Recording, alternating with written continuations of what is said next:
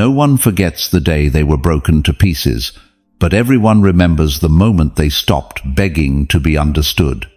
That's the invisible line between the wound and freedom, the instant you stop looking back in search of justice, apologies, or recognition, and start looking forward with calm, with no need to prove anything.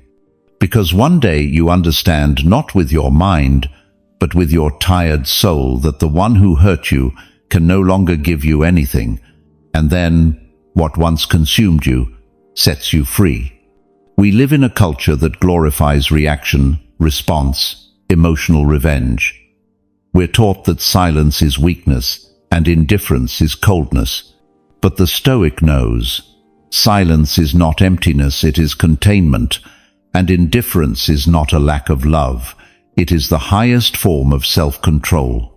Learning to be indifferent doesn't mean you stop feeling, it means you stop being enslaved by the one who made you feel. It's the act of taking command of your soul again. There's a point in every process of pain where the soul stops screaming, not because it forgot, but because it understood. You realize you don't need the other person to repent, because you no longer seek justice in the eyes of someone who never knew how to see you. You learn that forgiveness is not always reconciliation. Sometimes it's simply letting go without looking back. It's closing the door quietly, with dignity. It's walking forward with a serene face, knowing your calm says more than any speech ever could. Many believe indifference is pride in disguise, but it's not. Pride wants to be seen. Indifference wants to be at peace. Pride says, "I'll show you my worth." Indifference says, "I no longer need to." The difference is in the tone. One shouts from the wound, the other breathes from the healing. And when you reach that point, the world changes color. What once hurt now feels neutral. What once kept you up at night becomes just an old page. What once chained you now propels you. The power of indifference is the power of someone who has chosen not to waste energy on what lies beyond their control. Marcus Aurelius wrote with precision, "What harms you is not what happens, but your judgment about it." Every time you respond to poison with more poison, you lower yourself to the level of the one who hurt you. But when you choose calm, the offender must face their own noise. There is no mirror crueler than the silence of someone who no longer reacts. Indifference isn't learned in a day. First it hurts, then it unsettles, then it heals. It's a process moving from tears to calm, from impulse to observation, from the desire for revenge to the simple wish for peace. It's not easy, because the ego wants justice. It wants the other to suffer, to see what they lost. But the soul wants freedom, and freedom only comes when you no longer need the other to understand. The wise don't seek proof, they seek coherence. And one day, without warning, it happens. You wake up, and the knot in your stomach is gone. You see their name, their face, their memory, and something has changed. There is no anger, no nostalgia, just a clear stillness, a fresh breath in your chest. That's when you know you've won. Not because the other lost, but because you no longer fight. And that is the most silent, most elegant triumph of all. Indifference is not absence, it's emotional mastery. It's seeing life with the serenity of someone who has learned to distinguish between what deserves attention and what deserves to be forgotten. It's understanding that you don't need to close every circle, that some people only came to teach you how low you should never stoop. That peace isn't about having everything resolved, it's about no longer depending on resolution. What hurt you was necessary. It showed you your limits, your sensitivity, your overgiving. But what you do with that wound is what defines you. You can keep repeating the story, or you can turn it into wisdom. Indifference is the purest way to close a cycle without hate. It's your way of saying, "I won't stay with the wound, I'll stay with the lesson." When you choose not to react, the universe acts in your favor. because the soul that stops resisting starts flowing again. And when you flow, everything that once hurt becomes momentum. There is no greater punishment for the one who hurt you than to see you calm, moving forward, loving life without needing them. Indifference doesn't humiliate, it teaches. It teaches that not everything deserves a response, not every grief needs an audience, and that the truest power is not losing yourself in the battle to be right. The day you let go, the universe will respond, not with vengeance, but with clarity. It will show you why everything happened, why that wound was a bridge, not a sentence. You'll see how every silence protected you, how every distance saved you, how every absence brought you back to yourself. And then you'll understand you lost nothing, you were simply making space for who you were meant to become. That's how this journey begins. Not one that seeks revenge, but balance. Today you are not here to defeat anyone. You are here to remember that you don't need to. You are here to learn the art of letting go without hate, of moving forward without noise, of looking without resentment. Because the one who masters their reaction masters their destiny, and that is the true power of indifference. Before we begin, I want you to declare your commitment by leaving in the comments. From today on, I choose calm over revenge. That phrase will be your reminder. You are not here to prove anything to the one who hurt you. You are here to prove to yourself that you no longer need to. You are here to reclaim your power, to stop reacting from the wound and start responding from serenity. Today begins a new chapter, that of conscious indifference, the conscious indifference bateau, one where your silence weighs more than any word, and your peace is worth more than any explanation. Breathe. This is your moment to release, to rise, and to let the one who lost you finally understand in silence what they never knew how to value. Without further ado, let's begin. First Stoic lesson. Indifference is not coldness, it is mastery. There comes a moment when you realize you can't keep reacting to everything. That living at the pace of others' actions is a form of slavery, one as invisible as it is exhausting. There's a point where, after so many disappointments, arguments, explanations, and justifications, something inside you simply gets tired. And that fatigue is not weakness, it is ripened wisdom. You grow tired of defending yourself, of convincing, of proving. You realize that life doesn't change when you get others to understand you, but when you learn to understand yourself. Indifference doesn't come from pride, it comes from the exhaustion of spending energy where there is no reciprocity. It's not that you no longer feel, it's that you no longer want to waste yourself. Indifference doesn't erase emotions, it organizes them. It doesn't extinguish the fire, it controls it. It's the art of consciously deciding what deserves your attention and what doesn't. It is the emotional muscle of someone who has walked through too many storms and now chooses not to run at the first sign of rain. Stoicism sums it up clearly. What doesn't depend on you should not steal your peace. But it's hard. It's hard because we grew up believing that to love was to save, that to empathize was to absorb, that to understand another meant losing yourself in them. And when that person left, you were left empty. Indifference arrives when you grow tired of that cycle, when you stop trying to hold up what cannot stand and start holding yourself. Don't mistake coldness for mastery. Coldness is born of fear. Mastery is born of calm. Coldness distances itself to avoid feeling. Mastery stays near without being dragged. Coldness destroys connection, mastery purifies it.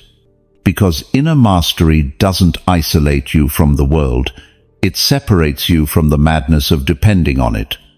To master yourself does not mean to harden. It means to see offense, injustice, betrayal, or another's indifference and not react immediately. It's giving yourself a moment to observe your mind and decide if the battle is worth entering. Most of the time, it's not. Epictetus said, "No one can irritate you unless you allow it." And that phrase sums up all the power we have, though we rarely use it. Think about this. Every time someone hurts you and you manage to stay calm, you're exercising the hardest muscle of the soul, self-control. Because anyone can react, but few can remain serene. Not responding is a way of saying, "You are not worthy of my energy." Not because you think yourself superior, but because you choose to protect your balance. Conscious indifference is an act of self-love. It's an invisible boundary that tells the world, not everything has access to me. It's learning to observe without absorbing, to listen without taking everything personally, to let things pass without getting stuck. It's understanding that your worth doesn't depend on others' attention, but on the coherence with which you choose to live. When you are truly indifferent, you don't need to prove it. You simply don't play the game. You don't explain. You don't compete. You don't correct perceptions. You understand that truth always finds its way, even without defense. The only thing you leave visible is your serenity, and that unsettles those who live off chaos. Mastery is not passivity. It is silent action. It's saying, "Yes, I see what you're doing, but I will not give you the power to define how I feel." And that level of self-control cannot be reached without practice. It's trained like a martial art of the soul. Every provocation is training, every disappointment a lesson, until one day you find yourself in the middle of a conflict and, instead of reacting, you smile. Not out of irony, but out of clarity. You have learned. Indifference does not mean closing your heart, it means opening it with intelligence. It's choosing to love without losing your peace, to help without absorbing another's misery, to accompany without falling into dependency. The wise person does not stop feeling, they stop losing themselves in what they feel. They understand that emotions are visitors, not masters. And when they achieve that distance, life becomes lighter, fairer, more their own. No one teaches this at home. We are taught to respond, to justify, to be good, even when that means betraying ourselves. But the Stoic redefines goodness not as emotional servitude, but as serene firmness. Indifference is, at its core, a higher form of kindness, one that doesn't need to destroy itself to prove its purity. Whoever masters their reaction masters their destiny, because reaction is the door through which your energy escapes. Every time you respond impulsively, you give away a piece of yourself. But when you learn to pause, to breathe, to observe without judgment, the power returns to your hands. That's the difference between the one who reacts and the one who responds. The first acts from the wound, the second from wisdom. Being indifferent doesn't make you insensitive, it makes you free. Free from the need to convince, to explain, to correct. Free from the emotional trap of wanting everyone to understand your truth. Free from the dependence on recognition. Free from the eternal game of hurting and being hurt. Indifference is the maturity of a soul that no longer needs to win, only to be at peace. And, paradoxically, when you reach that point, that's when the one who hurt you finally understands what they lost. Not because you wanted them to, but because the contrast becomes obvious. Where there was once drama, now there is silence. Where there was once need, now there is fullness. Where there was once complaint, now there is serenity. Indifference is a mirror that reflects the smallness of those who tried to harm you, so don't confuse it with coldness. Coldness extinguishes, indifference illuminates. Coldness runs away, indifference stands firm. Coldness blocks, indifference observes. Only the one who masters themselves can look at chaos and keep walking calmly. That is the true victory, not the one that humiliates another, but the one that brings you back to yourself. Second Stoic lesson. Do not seek revenge, seek balance. Revenge feels sweet when the soul is still bleeding. You think that if the other person suffers, your pain will ease, that if the world were fair, the scales would balance on their own. But there is no perfect justice outside yourself. What you want the other to pay does not heal your anger. Revenge only keeps the wound open and ties you to what you want to release. Because as long as you think of punishment, you keep looking back, breathing the same poisoned air. Seneca wrote, "Revenge keeps wounds open, while forgiveness closes them." And he did not mean a naive or religious forgiveness, but a philosophical one, an act of inner hygiene. The wise man does not forgive because the other deserves it. He forgives because he needs to keep living without the weight. Revenge is the ego's attempt to rewrite the past. Balance, on the other hand, is the gesture of the soul choosing to move forward. When someone hurts you, the first thing that arises is reaction, that inner fire demanding immediate justice. But that fire, if you don't master it, consumes you. The one who hurt you stole something from you once. Anger keeps stealing from you every day. A mind set on revenge repeats itself like a sick song. It replays every detail, imagines scenarios, rehearses punishments, and meanwhile, life passes. You wake up with the pain, eat with it, sleep with it. The wound becomes your identity. The Stoic understands that the soul only regains its power when it stops fighting for punishment. Not because it doesn't care, but because it knows the justice of the universe does not obey personal will. Epictetus would say, "Do not seek for things to happen as you wish, but wish for things to happen as they do." What you cannot control should not define your peace. What you cannot change does not deserve to devour you. Seeking balance is not resignation, it's repositioning. It's understanding that there are things only time, silence, or life itself can set right. You don't need to be an executioner when you know that every action carries its own consequence. The one who betrays will eventually face himself. The one who harms will end up hurt by his own echo. Not because you wish it, but because nature corrects on its own what pride disturbs. When you choose not to take revenge, you are not forgiving the other, you are saving yourself. Because sustained anger never stays still, it changes your tone, your body, your face, your way of seeing. It makes you rough, distrustful, restless.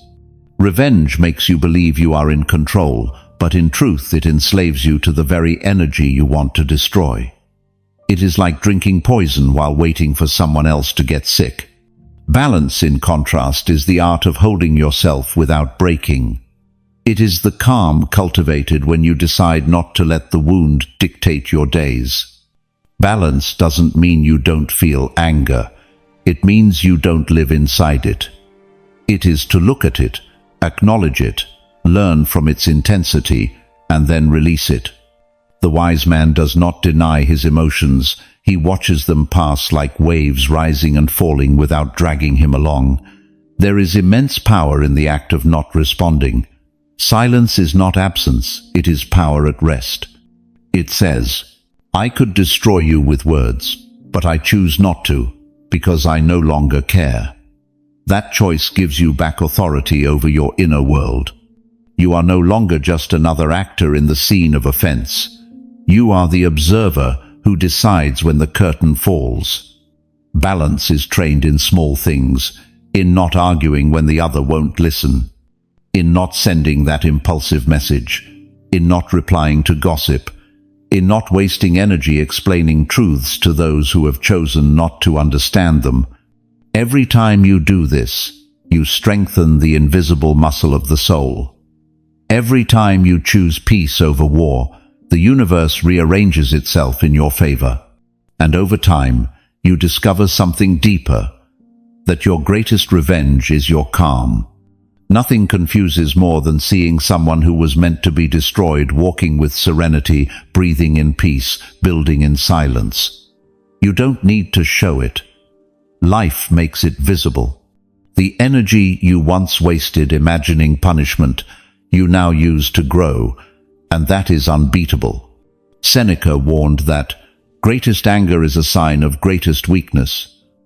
The more you are ruled by the desire to strike back, the farther you are from wisdom. Because true strength is not measured by how many times you get revenge, but by how many times you rise above it. Self-mastery is the only triumph that time cannot erase. Balance is not passivity, it is deliberate action on the right axis. It is keeping your dignity even in the face of injustice. It is looking pain in the eye and responding with lucidity. Balance asks for no applause. It is evident in your posture, your gaze, the calm tone of someone who no longer reacts. It's not that you can't respond, it's that you no longer need to. Revenge keeps you trapped in the story. Balance allows you to write a new one. And in that new story, you are no longer the victim or the judge. You are the protagonist who learned to walk without needing witnesses. Because balance seeks not spectators, but coherence, and when you find it, the soul rests. One day you will see the person who hurt you and feel nothing. No hate, no sadness, no desire for reparation, just a clean silence. In that moment, you will know you have won. Because there is no greater justice than living in peace while the other still lives in their own chaos. Do not seek revenge, seek balance. Not because they deserve it, but because you deserve to rest. Balance doesn't erase the wound, but it takes away its power. It doesn't erase the story, but it writes a new ending. And that ending, unlike the last one, is yours to choose. Third Stoic lesson: the one who hurt you does not define you. There are wounds that hurt more because of what we believed they meant than because of what they really were.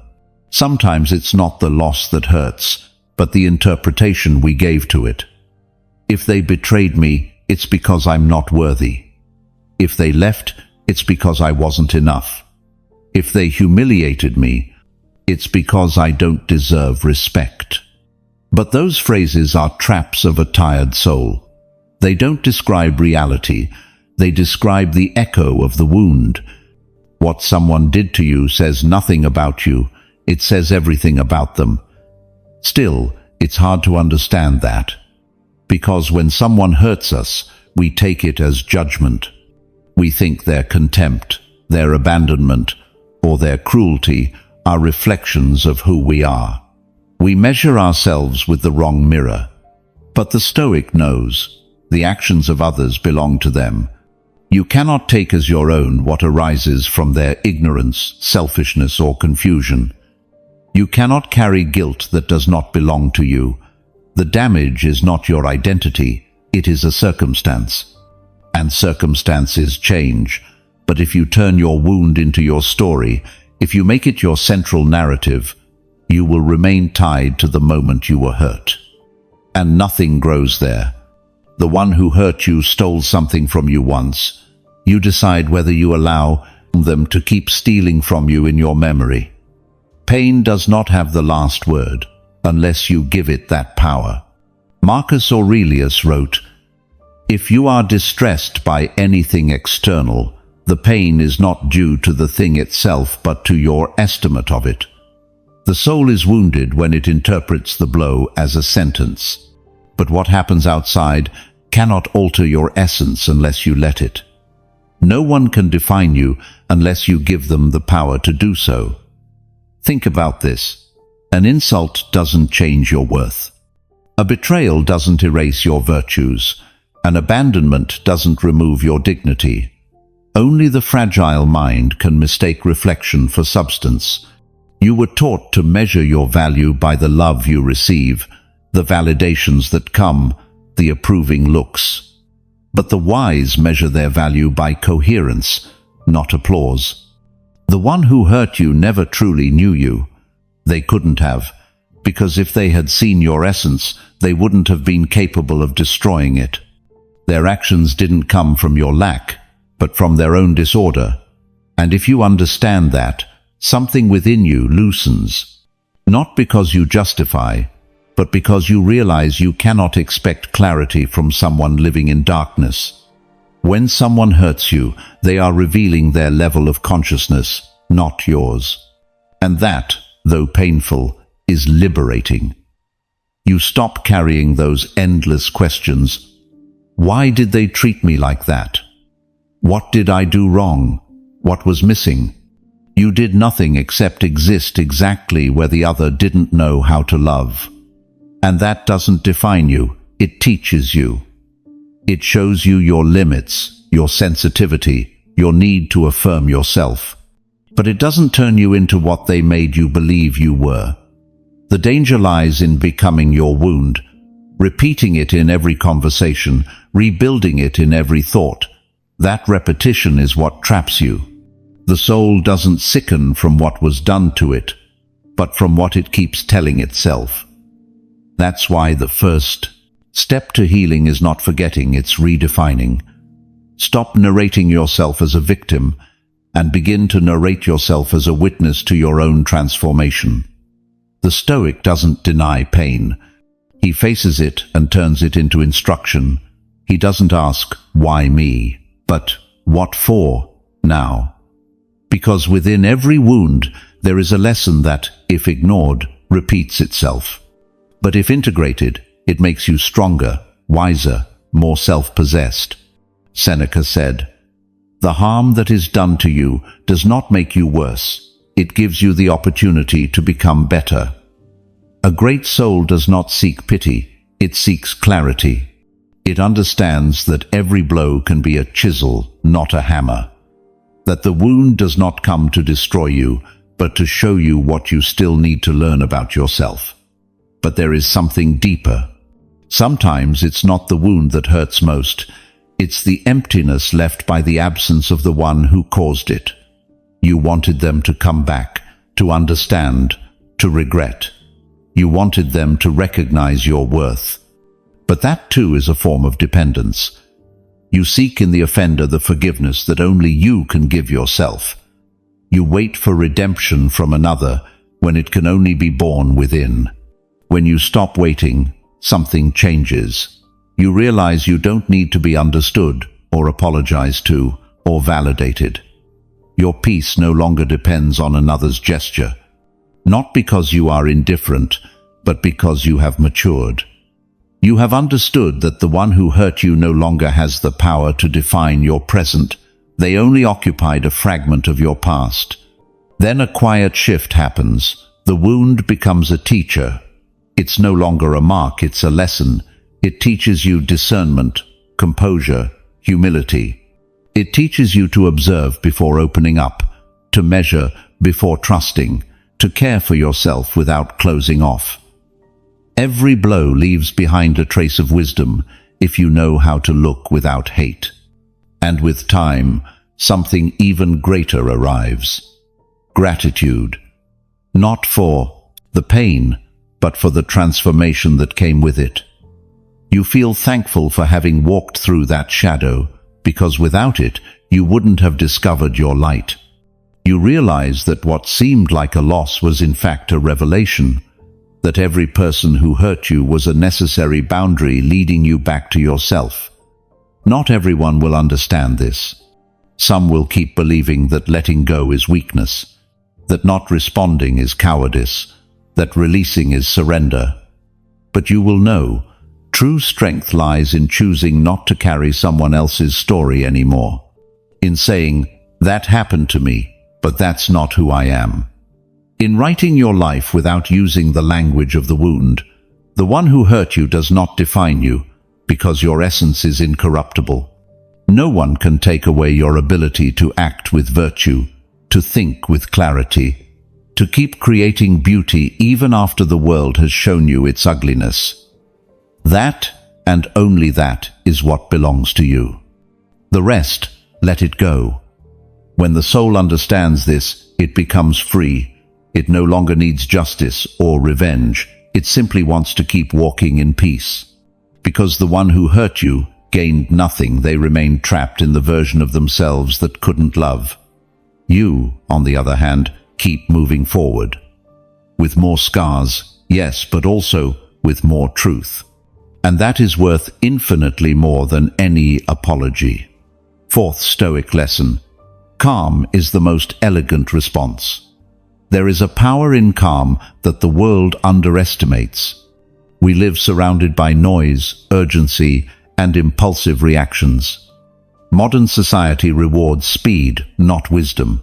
We were taught that whoever responds first wins, whoever raises their voice dominates, whoever imposes themselves shows power. But the Stoic knows, true power is not in the noise, it is in the mastery of silence, in the invisible space between what happens and what you choose to do. Calm is not passivity, it is absolute mastery. It is the proof that you no longer need to shout to be heard or react to be respected. It is the balance of one who has learned to contain their energy, because they understand that not everything deserves their response. Marcus Aurelius wrote, "He who is angry at others for what they cannot avoid forgets his own nature." Calm is not coldness, it is understanding. Understanding that others act from their level of consciousness and that your reaction can neither elevate them nor diminish you. When someone hurts you, what they most want is to see you lose composure. Because the aggressor's ego feeds on the chaos it provokes, whoever manages to irritate you controls you. That's why calm is the most elegant response. It disarms the one who seeks conflict without a single word. Calm is the most refined way to say, "You have no power over me." You don't need to prove strength when you already know who you are. But calm cannot be improvised. It is trained. It is cultivated in the small moments of the day when impatience appears, when frustration bites, when things don't go as you expected. Every time you choose to breathe instead of react, you strengthen your center. Every time you choose silence when you could shout, you get closer to self-mastery. Seneca taught that anger is a brief madness.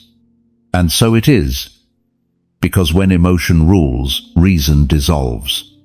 What you say in anger is usually what you most regret in calm.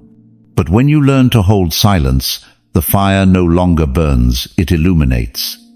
Calm is not the absence of emotion, it is the presence of awareness. Think of nature.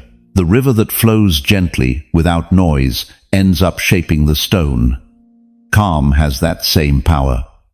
It doesn't need violence to transform. Its persistence is its weapon. Life rewards the one who does not rush, the one who acts with sobriety, the one who knows how to wait for the right moment. That patience that looks like stillness is in truth wisdom in motion. The world is full of provocations disguised as conversation. They throw phrases to test your reaction, gestures to test your control, words that aim for your weak spot. But the calm soul is not stirred by any current. It listens, observes, analyzes, and responds only when the emotion has dissolved. Not because it doesn't feel, but because it no longer wants to be hostage to what it feels. The Stoic practices calm as an art. He does not flee from conflict, but neither does he feed it. He knows that some battles are won through the exhaustion of the opponent, and calm is his endurance. While others wear themselves out in noise, you strengthen yourself in silence. Not responding is not surrender, it is raising the conversation to a level the other cannot reach. Calm is also aesthetic. There is beauty in one who does not crumble before chaos. A silent elegance in one who responds with serenity where others lose control. That stillness commands respect without having to demand it. Calm communicates what words cannot, that the soul no longer depends on the external climate. Practicing calm does not mean allowing abuse or staying silent in the face of injustice. It means knowing when to speak and how to do it. A word spoken from calm carries more weight than 1,000 shouts, because a serene voice cuts through the noise like a clean arrow. Calm does not get dragged. It chooses the exact moment to act. And when it does, nothing can stop it. The wise do not need to prove their serenity. Their mere presence radiates it. And that presence unsettles those still living in a storm, because another's calm reminds them of their own chaos. That's why, at times, your tranquility irritates those who don't understand it. But that's their work, not yours. Your task is to stay centered, breathe deeply, and remain the master of yourself. In calm, something magical happens. You begin to hear what the noise conceals. You hear your true thoughts, your intuitions, your real needs. What once seemed urgent becomes insignificant. What once looked like tragedy reveals itself as opportunity. From calm, you see clearly what emotion once distorted. Calm not only protects you from conflict, it saves you from mistakes. How many rushed decisions end in regret? How many words spoken in anger destroy years of respect? Calm gives you time, and time, when used wisely, corrects almost everything. It's not about slowing life down, it's about living it at your own rhythm. A tranquil soul does not need to justify itself. It doesn't chase after explanations, it doesn't beg for understanding. It knows that truth needs no defense, only coherence. Calm is its language. It doesn't need to persuade. Its serenity already convinces. With time, you'll understand that calm is more than a response, it's a spiritual strategy. It is the most powerful form of resistance. Because the modern world feeds on conflict, the more you react, the more it consumes you. But the one who remains serene breaks the cycle. They do not feed the fire. They become the observer, and from there, they choose their destiny. There is no weapon more elegant than self-mastery, no triumph greater than keeping peace when everything invites you to lose it. Calm is not inherited, it is conquered, and every day is an opportunity to conquer it again. So the next time someone provokes you, when the environment pushes you, when life unsettles you, remember this. Not reacting is not weakness, it is mastery. Calm needs no recognition. Its mere existence is already victory. Because whoever masters their calm, masters their destiny. Fifth Stoic lesson. Self-respect is the best reply. There is a way to respond without saying a single word, by living with dignity. There is no argument more powerful than coherence, no revenge more silent than peace. In a world where everyone fights to have the last word, self-respect is the most elegant ending to any conversation. It is the final point that is never written, but always felt. Self-respect does not arise from arrogance, but from recognition. It's when you stop begging for understanding, love, or validation, and begin to act according to your worth. Self-respect cannot be bought, it's proven with every decision. It's refusing to stay where you are diminished, even when your heart wants to remain. It's closing the door calmly, not angrily. It's leaving without noise, knowing you don't need to destroy to be free. Marcus Aurelius said, "The soul becomes dyed with the color of its thoughts." And there is no greater betrayal than staying in places, relationships, or dynamics where you must pretend to be accepted. Self-respect is that voice that says, "I cannot stay here if it means ceasing to be who I am." It is setting boundaries with serenity, without hate, without drama, with the clarity of one who knows that dignity is not negotiable. Every time you abandon yourself to please someone else, you lose a piece of your inner power. And that loss doesn't appear immediately, it accumulates. It shows in fatigue, in unexplained sadness, in the feeling of being alive without enthusiasm. Because the soul always knows when it is betraying itself. Self-respect, above all, is an act of loyalty to yourself, not against anyone but in favor of you.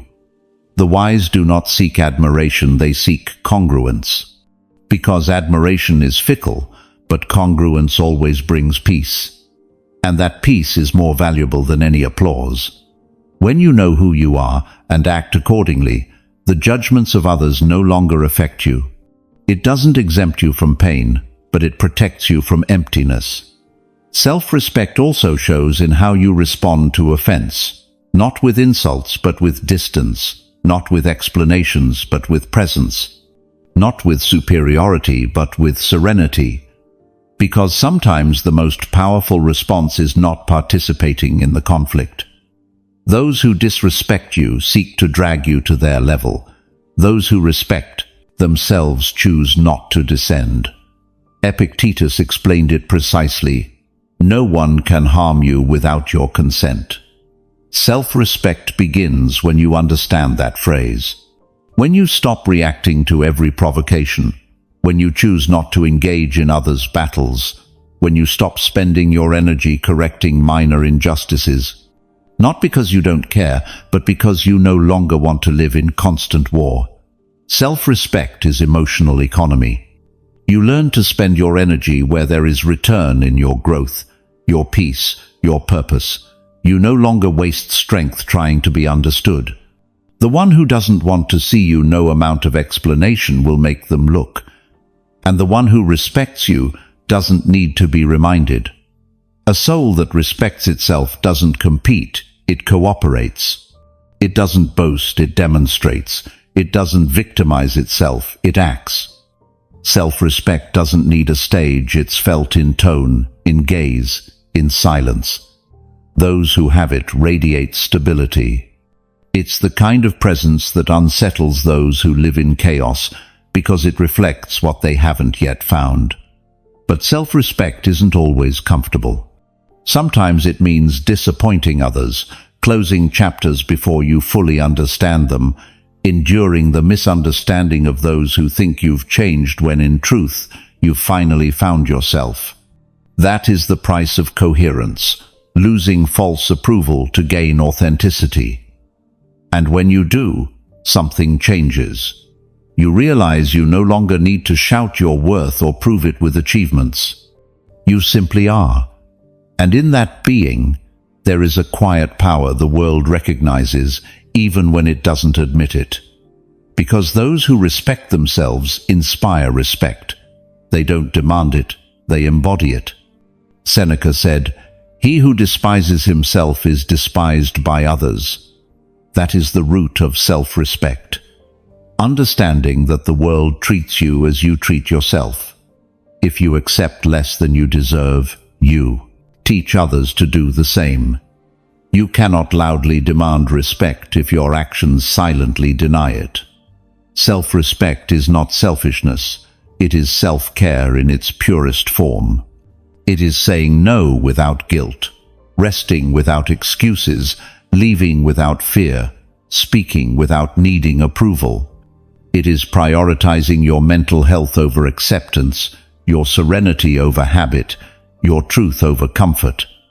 And something more, self-respect is also humility, because it means recognizing your limits, admitting your mistakes, and correcting yourself without shame. It's not about feeling perfect, it's about feeling worthy. About knowing you deserve what you build through effort, and that you also deserve rest when you're tired. Self-respect makes you immune to manipulation. You no longer fall for the emotional blackmail of, "If you loved me, you'd do this." You no longer break yourself trying to sustain one-sided connections. You no longer chase love that requires you to dim your light to survive. Because you understand that those who love you well will never ask you to destroy yourself to fit in. And when you reach that level of clarity, you discover that self-respect doesn't push people away, it filters them. What doesn't resonate with you falls away on its own. What doesn't add to you leaves without drama. What doesn't respect you dissolves before your consistency. You don't need to do anything else. Coherence has a natural magnetism. It attracts what belongs and filters what doesn't. So the next time you feel tempted to respond with anger, respond with respect for yourself. The next time you want to prove you're right, prove that you're at peace. The next time pride urges you to argue, let your serenity speak for you. Because deep down, nothing humbles chaos more than the elegance of one who refuses to stoop to its level. Self-respect is the best reply because it isn't spoken, it's lived. It's the art of staying centered while the world spins. It's the purest form of justice, the kind that doesn't punish, doesn't wound, but simply elevates you. And when you learn to live like this, when you no longer need to prove anything, the universe begins to move in your favor. Because those who respect themselves radiate a different frequency, that of a soul that no longer asks permission to exist. That is true freedom, and also the most elegant response of all. There are wounds that cannot be healed by apologies, only by distance. And there are moments when understanding hurts less than continuing to wait. If you keep seeking answers from those who hurt you, you'll keep spinning in the same circle. But if you learn to let go, life will show you something greater, your power not to react. That's why subscribing is not a small gesture. It's choosing to learn to let go without hatred, to respond without resentment, to live without depending on others' validation. Each week, you'll receive Stoic reflections, reminders, and tools to help you transform your wounds into wisdom, your silence into strength, and your calm into your finest form of revenge. Not subscribing means repeating the same pattern, waiting for them to change, to repent, to understand. But the truth is that freedom comes when you no longer need that. Subscribing means accompanying yourself through that process of emotional maturity, where you learn that those who lost you don't deserve your resentment, but your distance. Do it now. Subscribe. Because every episode can be that reminder you need to let go gracefully, grow in silence, and turn your calm into the most powerful response of all. Sixth Stoic lesson: don't explain, demonstrate. There comes a point in life when you grow tired of explaining, of justifying your decisions, clarifying your intentions, defending your way of living to those who don't want to understand but only to judge. That point marks the beginning of freedom. Because the mature soul doesn't need to convince it, only needs to act. It doesn't seek approval, it seeks coherence. It doesn't waste words. It builds evidence. Don't explain, demonstrate. This phrase could summarize the art of living with dignity. Because in a world saturated with speeches, what has value is conduct. Words fade, but actions endure. You can promise, you can theorize, you can speak eloquently, but nothing has as much impact as the silent truth of your behavior. Epictetus said it without adornment: don't say you are a philosopher, act like one. It doesn't matter what you claim to be, it matters what you embody. Stoicism is not preached, it is practiced. It isn't taught from the pulpit but from example. And when you embrace that principle, it completely transforms the way you face the world. When you explain too much, you give others power over your peace. You try to convince in order to be understood, and in that effort, you exhaust yourself. The wise don't justify themselves. Their coherence is their defense. Their serenity is their argument. Because they know that those who want to understand will do so without words, and those who don't never will, no matter how many reasons you give them. The need to explain yourself is born from the desire for control. You want to control how others perceive you, how they interpret you, how they remember you. But that control is an illusion. Every person sees the world through their own wound, their own history, their own level of consciousness. No matter how hard you try, you will always be misunderstood by someone. And that's where true freedom begins, when you no longer care about being understood, only about being at peace with yourself. Not explaining isn't arrogance, it's serenity. It's recognizing that your worth doesn't depend on others' consensus. It's knowing that authenticity will often be misinterpreted, that honesty makes people uncomfortable, that firmness seems like arrogance to those who live without limits. But you cannot shrink your truth to fit into a small mind. The strong soul doesn't explain. It vibrates at a frequency only the awake can comprehend. Every time you justify yourself to someone who doesn't deserve an explanation, you lose energy. Over-explaining is like trying to shine light on someone who has chosen to remain blind. You don't need to do it. Life itself will demonstrate what you're trying to say. Time is the best argument. It shows who was pretending and who was real, who talked and who acted. There is an elegance in the stillness of one who lets their results speak, in one who, when faced with criticism, responds with work, in one who, faced with betrayal, responds with progress. That calm is power because noise fades, but facts remain. Marcus Aurelius understood it clearly. Be upright, not corrected. Don't waste time trying to prove that you are just. Simply be just. Don't proclaim your goodness, practice it. Don't talk about your growth, show it through your serenity. What you truly are is always visible without proclamation. And that is what silent strength consists of. Letting your life be your argument. Let your habits speak for you, your discipline testify to your purpose, your peace reveal your evolution. Those who act with coherence don't need embellishment. Authenticity doesn't shout, it resonates. Of course, it isn't easy. We come from a culture that glorifies reaction, rewards visibility, and demands constant explanations. If you don't post, it seems like you're doing nothing. If you don't respond, it seems like you don't care. If you don't justify, they think you're hiding something. Spiritual maturity is breaking that dynamic. It's understanding that silence can be more powerful than any speech. Not explaining is also an act of trust. Trusting that truth will stand on its own, that time will reveal intentions, that destiny doesn't need your defense. The one who acts from virtue is never in a rush. They know that their consistency will speak louder than any justification. The silence of the wise is not cowardice, it's strategy. Because those who talk too much lose strength. Those who defend themselves unnecessarily reveal insecurity. Those who seek to convince show dependence.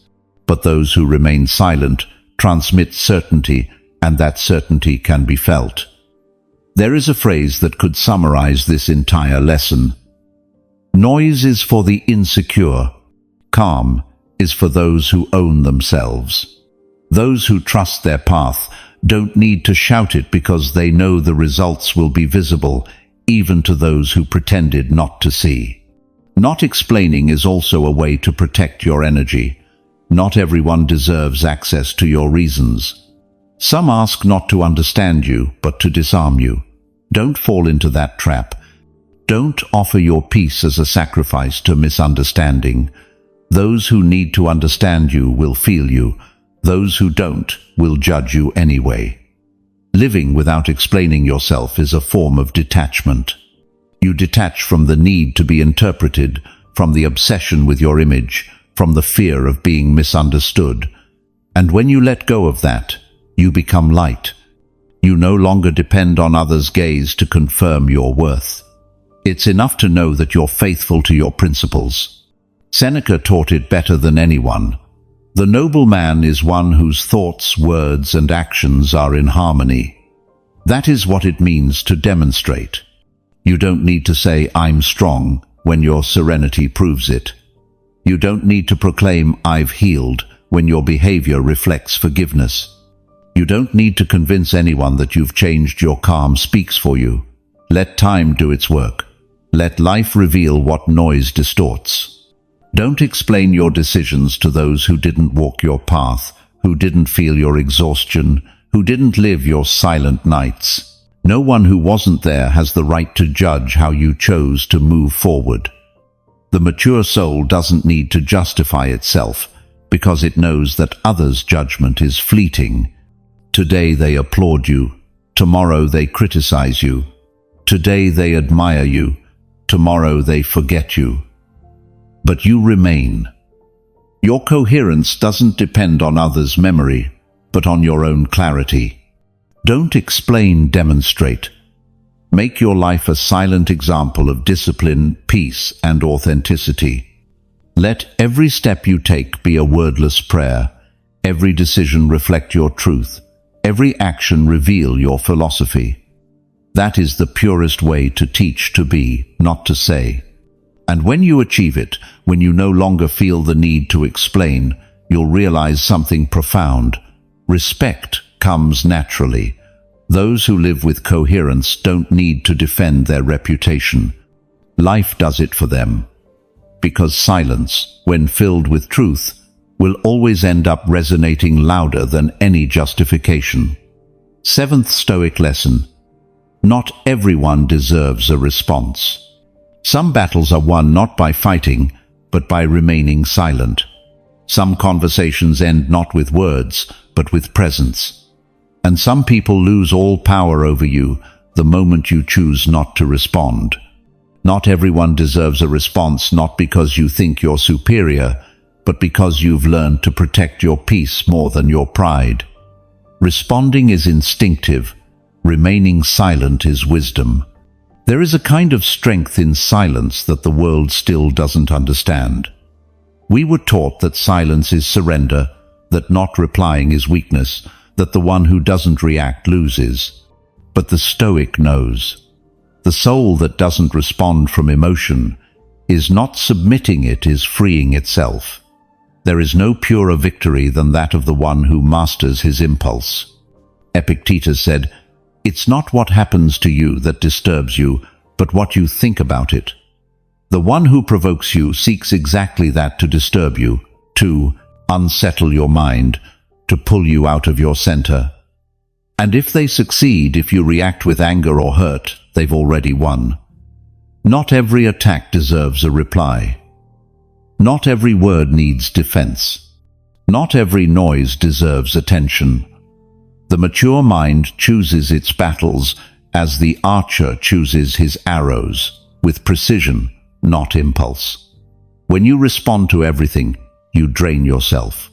Your energy scatters among useless arguments, unnecessary explanations, and conversations not meant to understand you, but to exhaust you. Choosing silence is not cowardice, it's strategy. Because the wise understand that time and calm reveal more than any argument. Those who act from serenity watch their opponents get tangled in their own noise. Sometimes silence is the most unsettling mirror. Marcus Aurelius expressed it clearly. The best way to defend yourself is not to resemble your aggressor. You don't need to respond with anger to the one who shouts, nor with contempt to the one who belittles you. Intelligent indifference is not disinterest, it's clarity. It's knowing that engaging with someone who doesn't listen only drags you down to their level. Virtue doesn't soil itself with the mud of conflict. True moral superiority isn't proclaimed, it's shown through peace. Think of how many times you lost your calm trying to be right. How many times you spoke too much just to prove something you already knew. How many nights you spent replaying conversations, rehearsing responses that were never necessary. All that is exhaustion of the soul. The mind that answers everything becomes enslaved by everything. Silence, on the other hand, gives you space to observe. It restores your sovereignty over yourself. Not everyone deserves a response because not everyone seeks understanding. Some only seek to confirm their judgment. Others want to provoke you to validate their resentment. And many simply don't listen. Explaining yourself to those with no intention, understanding is wasting your spirit on a lost cause. The wise know when to speak and when to guard their words, like treasures not to be squandered. Seneca said, Sometimes it's better to leave the fool with his imaginary victory. Because arguing with a fool doesn't elevate you, it levels you. The wise mind doesn't need to refute, it needs to preserve its clarity. This isn't resignation, it's lucidity. Not responding isn't submission, it's choosing not to be contaminated. Silence is an invisible boundary. It protects your energy, your time, and your calm.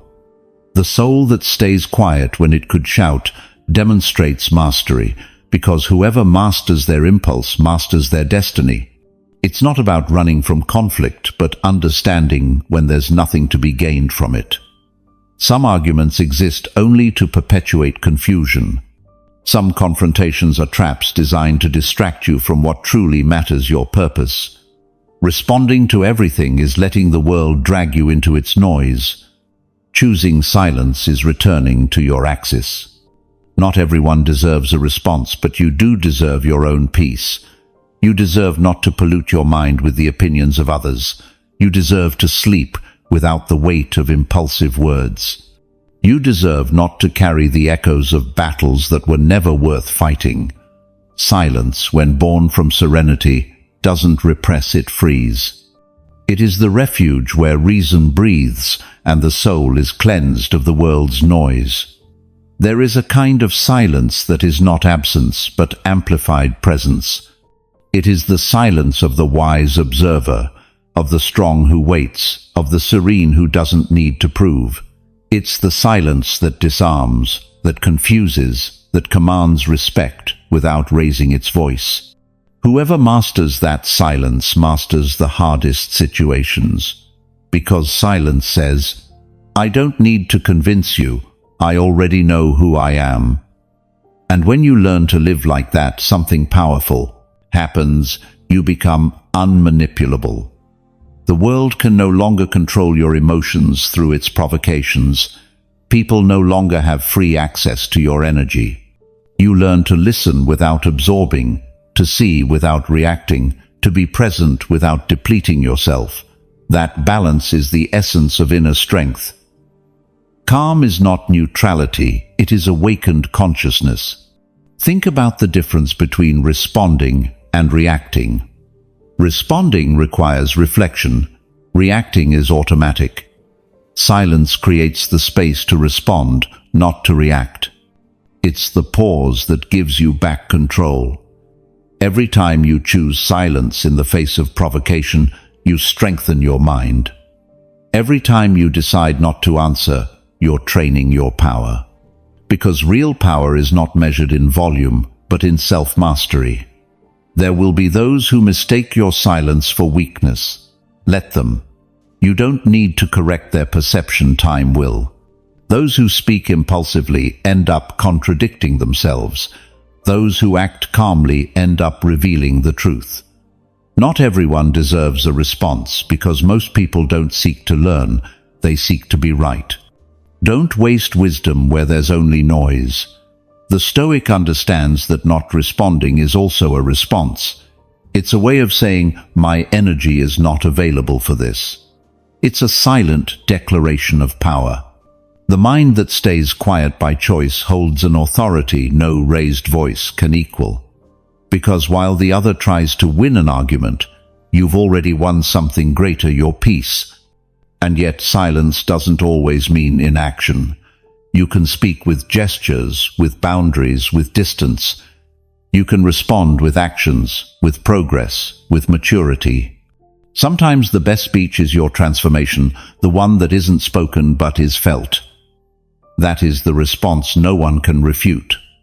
Wise silence isn't indifference, it's selectivity. The strong soul doesn't waste words on barren ground. It's not that it has nothing to say, it's that it already knows its energy is worth more. There are conversations that drain more than they enlighten, bonds sustained only by friction, and debates won by not participating. Silence is not escape, it is evolution. So when they provoke you, when they try to drag you into the noise, remember, not everyone deserves a response. Respond to yourself first. Ask yourself whether speaking will build or merely vent. Whether it will be an act of virtue or of ego, whether it will bring you closer to peace or steal it from you, whether it comes from love or from fear. If you can't answer clearly, choose silence. The elegance of the soul is not measured in words but in serenity. Not everyone will understand your calm, but everyone will feel it. And in a world where everyone talks, your silence will be the most powerful sound of all. 8th Stoic lesson: transform the wound into mastery. Every strong soul was born from a wound.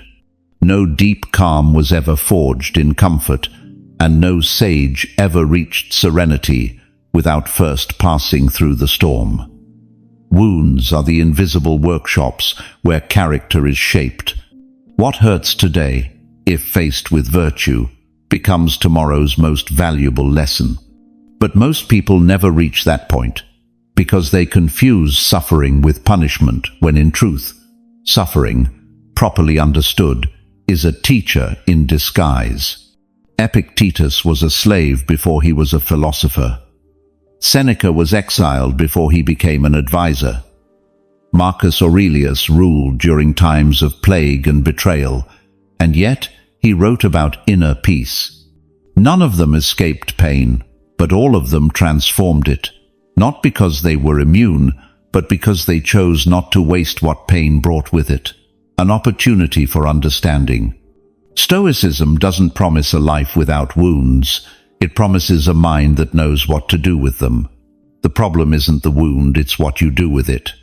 Some turn it into an excuse, others into a prison, and a few into wisdom. That choice, that small difference, determines the direction of an entire life. The weak soul stays in "why me?" The strong soul moves to "what for?" The first looks for blame, the second seeks growth. A wound becomes mastery when you stop asking why it hurt and start asking what it's trying to teach you. Seneca wrote it precisely: "No wind is favorable to the sailor who doesn't know to which port he is heading." If your pain has no purpose, it destroys you. If you direct it toward learning, it strengthens you. You can't control the wound, but you can control how you respond to it. And that response, repeated in every blow of life, is what shapes who you are. Transforming the wound into mastery is not about denying pain, it's about giving it direction. It's not pretending it doesn't hurt, it's understanding that it can hold meaning. It's accepting that every blow carries a message, and that suffering, if you walk through it consciously, purifies more than it destroys. It hurts, yes, but within that pain, something is asking you to awaken. The wounded soul sees the world with greater depth. It knows what it costs to remain standing. It understands the fragility of others, the value of time, the rarity of calm. That's why when a person transforms their pain, they become a teacher without trying to be one. They teach without speaking. They inspire without demanding. Their very presence conveys strength not because they no longer feel, but because they learn to feel without breaking. Pain, when understood, becomes useful energy. If you resist it, it crushes you. If you accept it, it propels you. Think of fire, it can consume or temper the metal. Pain is that fire. And you decide whether it turns you to ashes or into a blade. Stoicism teaches you to use fire wisely, not to extinguish it, but to channel it. To turn suffering into lucidity, loss into purpose, disappointment into understanding. Marcus Aurelius wrote in his Plot, Meditations, "What stands in the way becomes the way." That phrase is a compass. Don't flee from the obstacle, make it your training ground. Don't wish for a life without blows, wish for a mind that knows how to use them. Don't ask for less pain, ask for more strength. Every wound gives you a tool. If you use it, nothing is wasted. Turning a wound into mastery also requires humility, because the ego wants to be invulnerable, but the wise soul accepts its fragility. Acknowledging pain doesn't weaken you, it humanizes you. Admitting that something hurt you isn't surrender, it's the first step toward transformation. The denied wound festers, the observed wound dissolves. The sage doesn't hide his scars, he shows them as reminders of what he has overcome, and there is beauty in that. Scars are not ugliness, they are maps. Each mark tells a story, each line has a purpose. What broke you yesterday now gives you the strength to hold another. The pain you survived becomes shelter for others. That is how a wound turns into mastery, when you stop hiding it and start using it to serve. But the process isn't quick. It requires silence, introspection, and patience. At first, the wound burns, then it throbs, then it scars. Only when it stops hurting can you understand why it came. And that's the golden moment of growth, when you can finally thank what you once cursed. Not because it was fair, but because it taught you something comfort never could. Seneca said, "Difficulty strengthens the mind, as labor does the body. Every blow has a training function. Pain cleanses the soul of excess, it makes it sober, precise, authentic. It strips you of the illusion of control, confronts you with raw reality, and forces you to discern what is essential. In the end, that process leaves you with less, but only with what is true."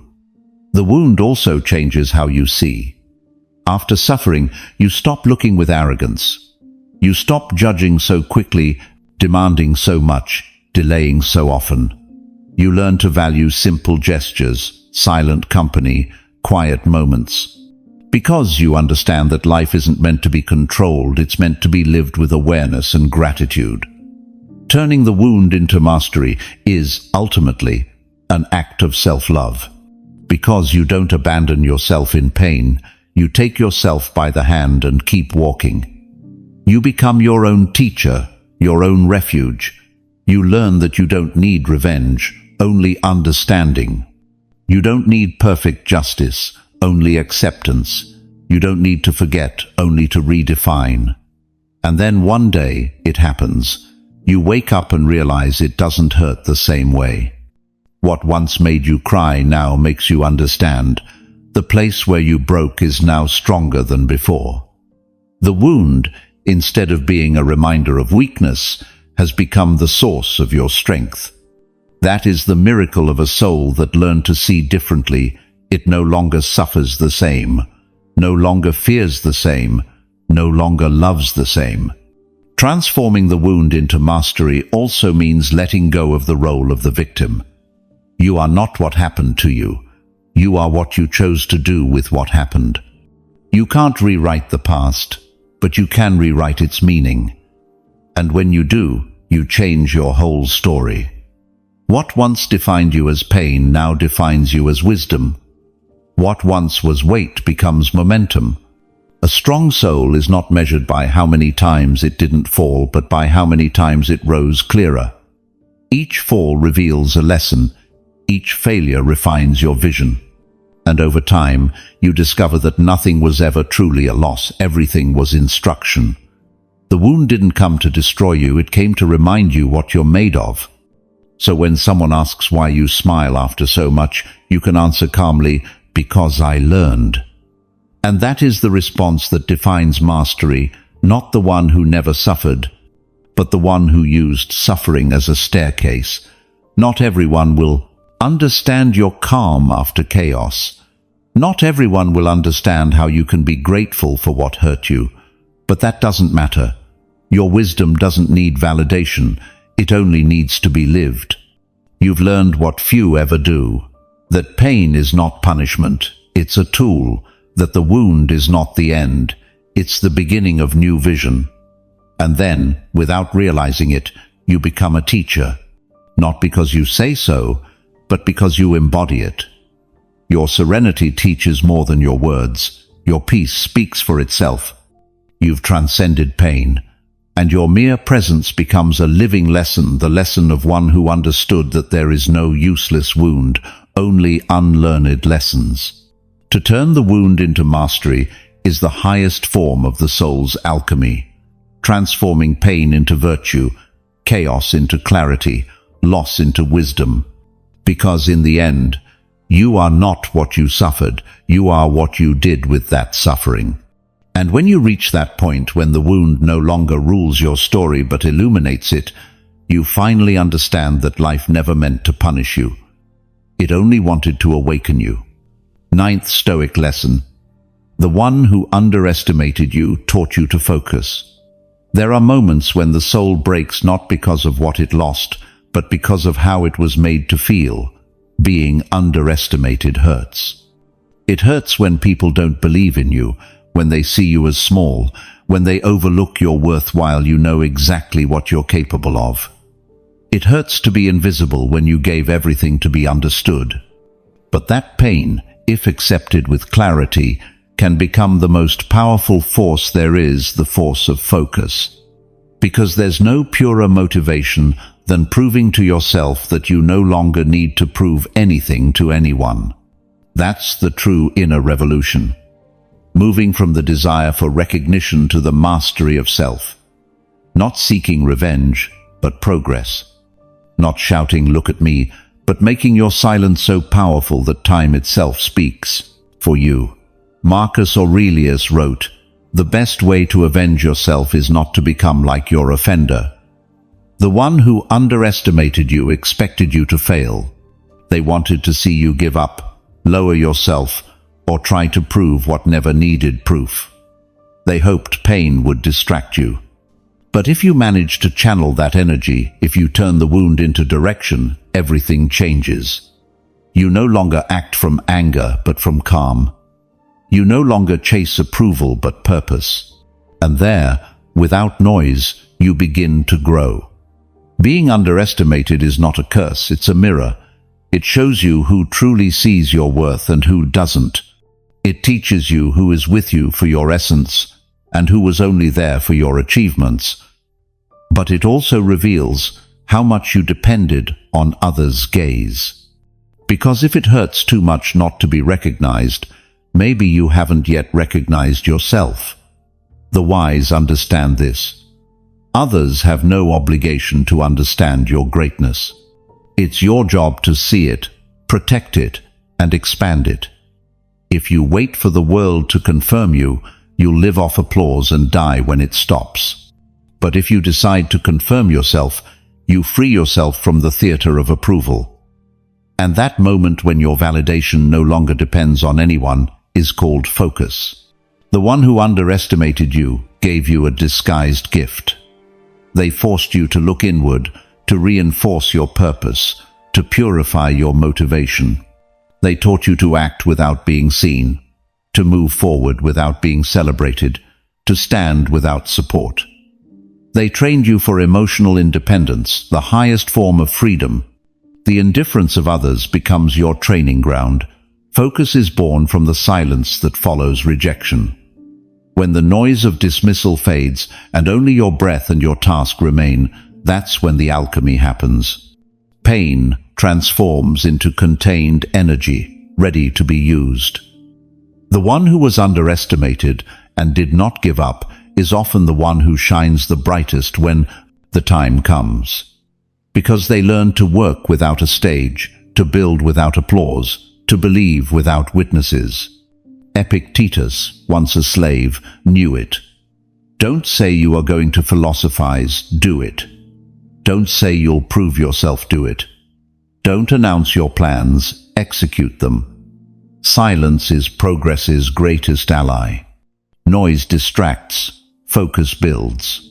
Don't waste time convincing those who didn't see your worth. Work in silence until your life reveals it for you. The world is divided between those who talk about what they'll do and those who do it without talking. You decide which side you'll be on. Because the one who acts with purpose doesn't need witnesses. True strength doesn't need display, it can be felt. It doesn't need defense, because its results speak louder than any argument. Being underestimated also teaches you to filter.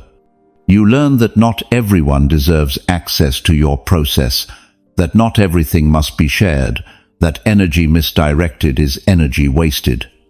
You learn to choose your battles, your company, your silences, and that filter becomes your shield, because you no longer waste strength on those who don't believe you. Invest it in what builds you. Focus, at its core, is a form of self-love. It's saying to yourself, I don't need to be understood to keep going.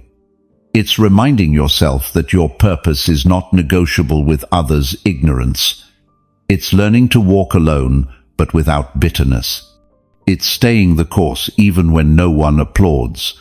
Focus is not selfishness, it's discipline of the soul. Seneca expressed it wisely, he who seeks to please cannot be free. Whoever lives to prove themselves becomes enslaved to others' judgment, but the one who lives to be coherent becomes free. Focus doesn't seek revenge, it seeks virtue.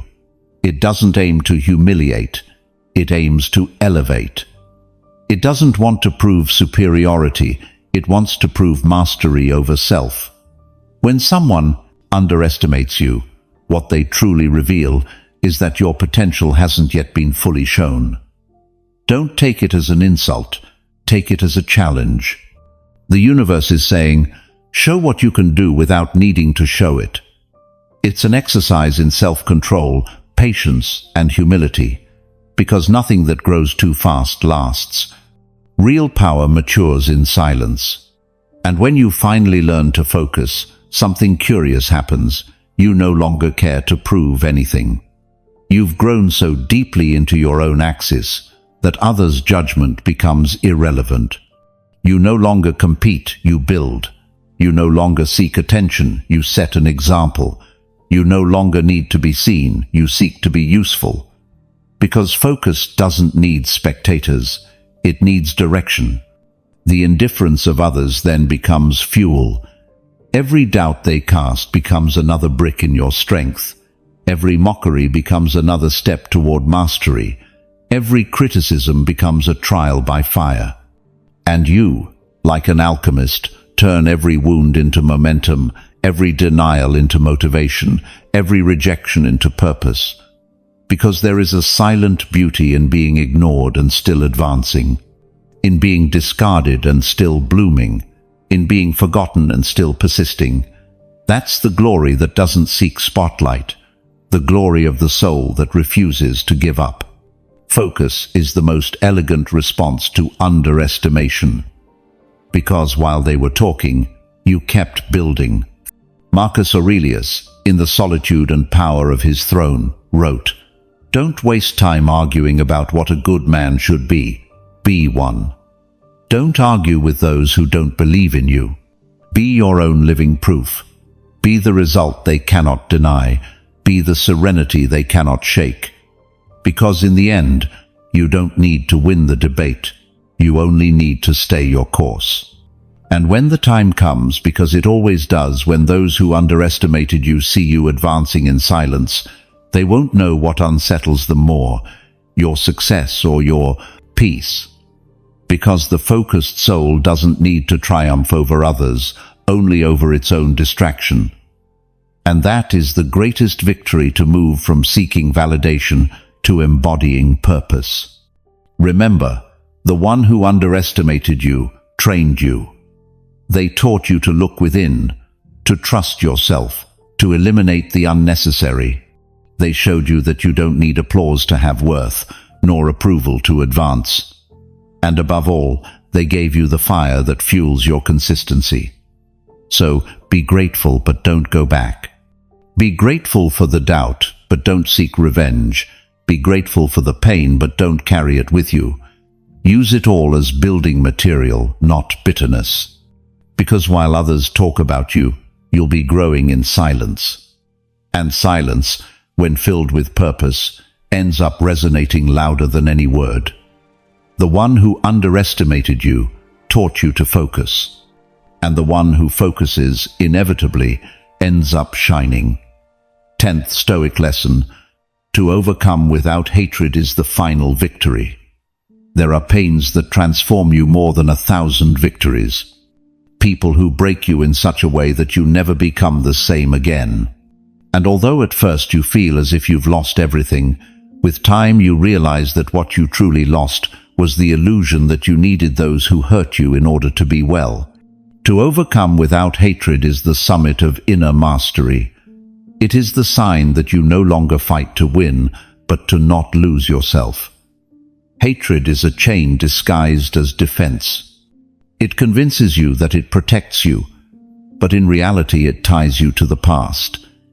Every time you hate, you remain connected to what you claim to have overcome. You keep giving it space in your mind, your body, your thoughts. You keep feeding what once hurt you. The soul that hates is not free. It lives in a prison with invisible bars. That is why the wise choose something far more difficult: peace. Marcus Aurelius wrote, "The best revenge is not to be like your enemy." A simple phrase, yet it contains a universe of wisdom. Because the world tries to drag you down to its level. It provokes you, wounds you, challenges you to respond with the same darkness. If you fall for it, you lose. If you answer with the same energy, the wound remains open.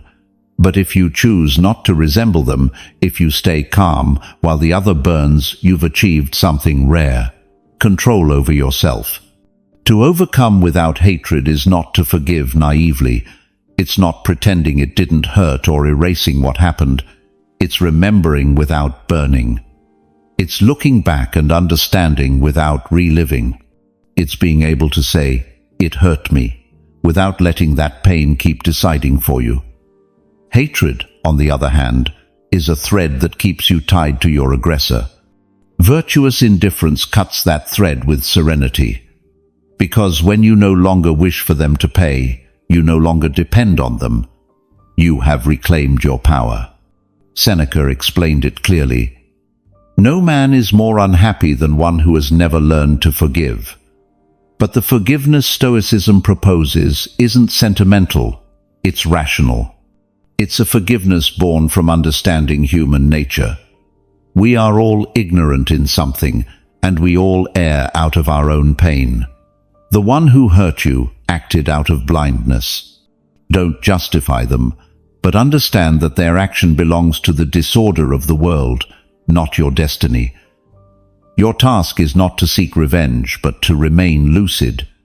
Hatred enslaves you to the past. Understanding opens the door to the present. When you choose calm, the wound becomes a boundary, not an open scar. You no longer try to change what happened. You learn from what it taught you, because suffering, when faced with wisdom, ceases to be an enemy and becomes a trainer. Every disappointment trains you to let go. Every betrayal teaches you to see. Every loss shows you the difference between what hurts and what truly matters. A strong soul does not need revenge, it needs balance. And balance is born from acceptance. You cannot change what others did, but you can decide what you will do with it.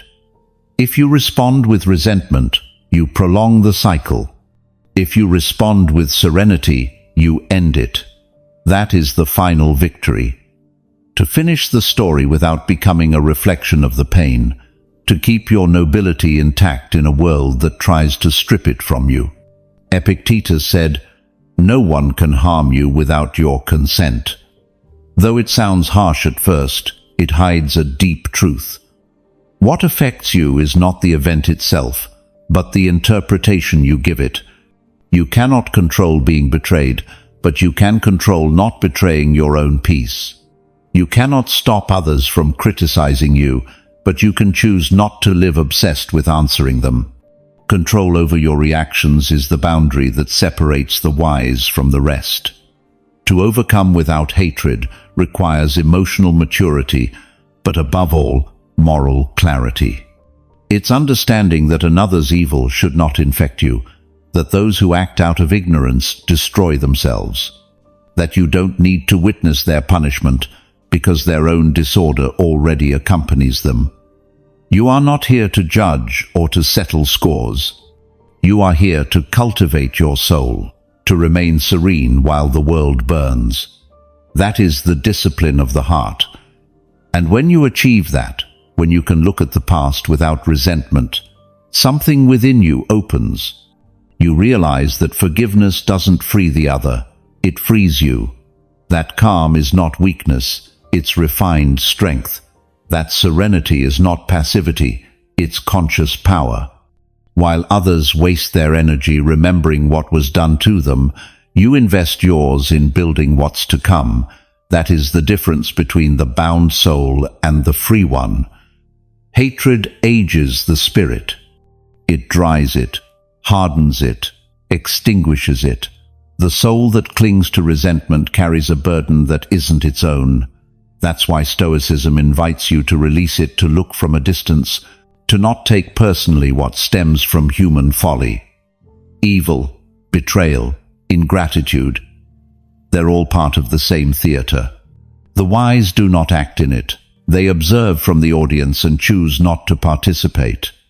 To overcome without hatred also means letting go of justifying your anger, because the ego always has an excuse to stay hurt. I didn't deserve it. They never apologized. They didn't understand. But the Stoic question is not whether you deserved what happened. It's what you will do now that it did. Will you stay trapped in the story, or will you write a new one? The one who hates repeats. The one who understands transcends. Serenity in the face of offense isn't achieved overnight. It's training.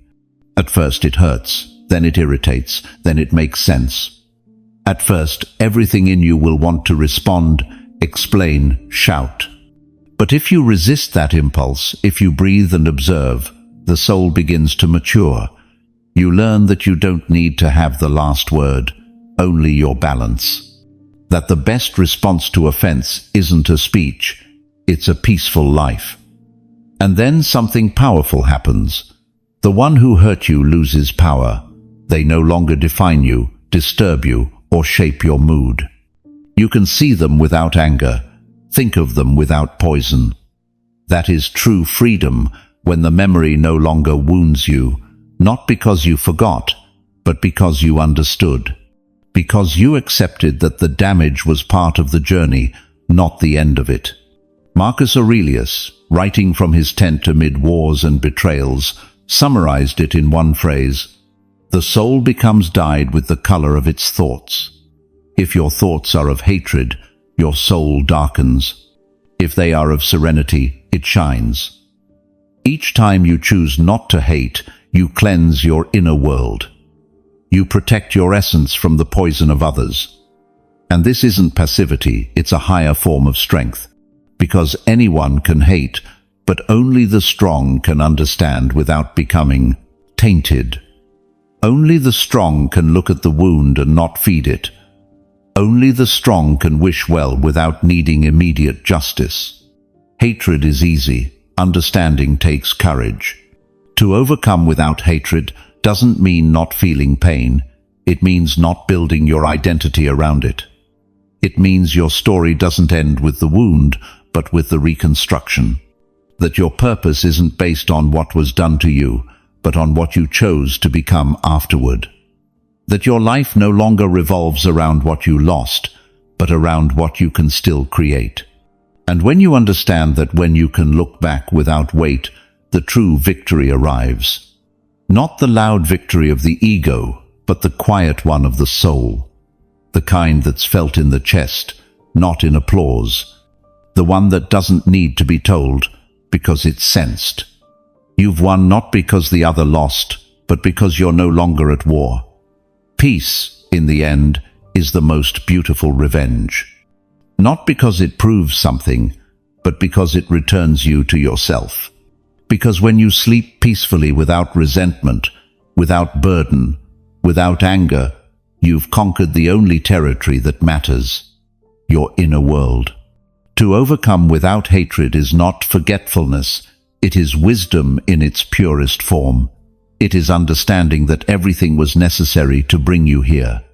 That every wound was a lesson, every betrayal training, every loss purification. And if you can look at life today with serenity, it's because you decided to stop fighting against it.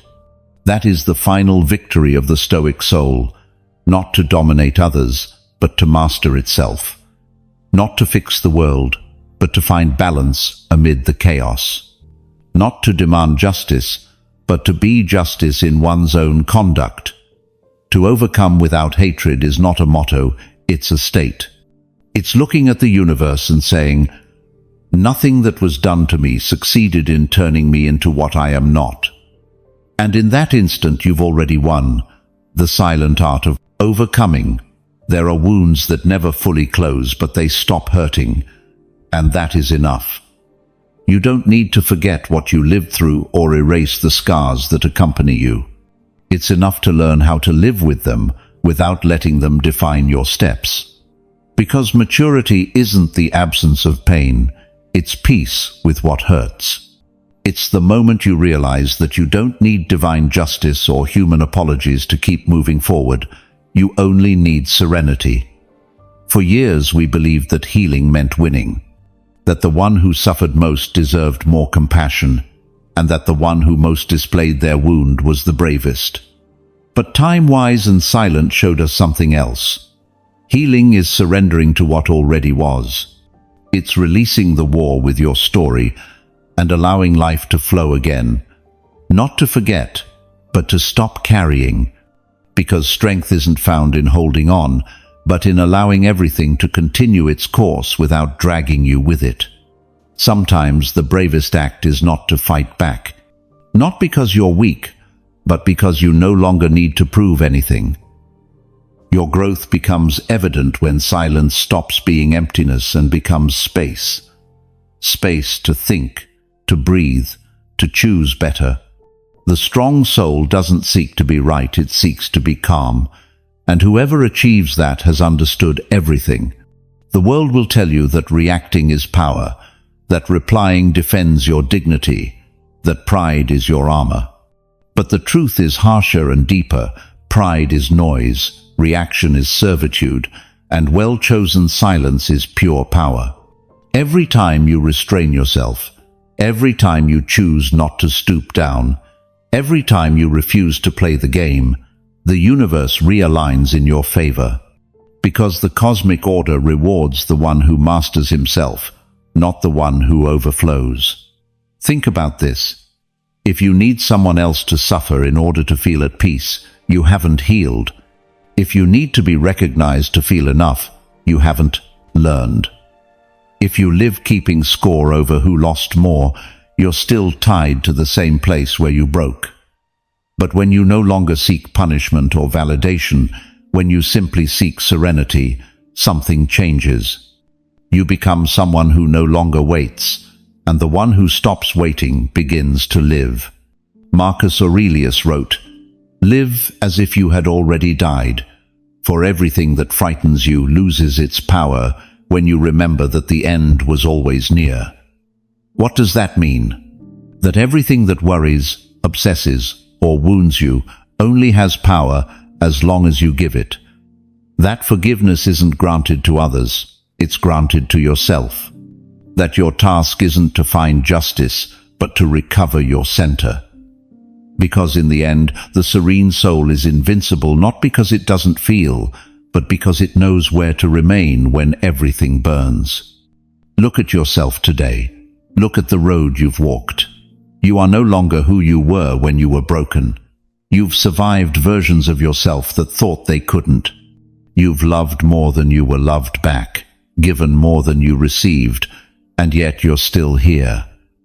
And that alone is a victory that needs no witnesses.